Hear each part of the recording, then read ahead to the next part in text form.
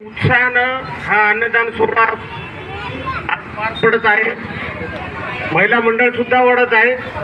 महिलांना त्याचप्रमाणे भीम जयंतीचे कार्यकर्ते सुद्धा जोमानं काम करत आहेत.